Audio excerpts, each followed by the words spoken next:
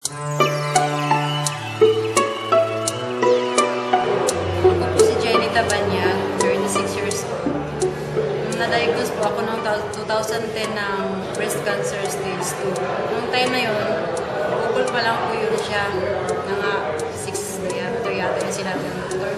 Tapos noon, naka-schedule na po ako na magpa-opera. Kasi lang wala akong pera, kaya hindi natuloy. So ang ginawa ko po ng asawa ko, marami siyang naano na mga herbal, mga alternatives. Doon muna ang inaano na, yun muna ang tinitesting namin, sinusubukan namin kung ano ba talaga. Kaso lang, pag wala talagang pera, pag di mo matuloy, wala din epekto. Maputol-putol, lahat talaga, tinigman ko na. Tapos nung biglang kahapon, nung isang araw, si Sister Balit na nagka-ano kami sa gym, in-introduce na sa akin itong alternative na active hydrogen. Tapos yun. Nung kinabukasan, dinala niya si Brother Nelson sa bahay. Yun nga,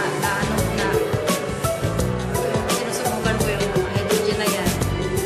Binigyan ako ni Brother Nelson. Tapos yun, kinabukasan, yung sugat na nabugasan ko, natuyo siya. Ano pa lang yun? First day. Wala siyang lumabas na nana, walang dumikit dun sa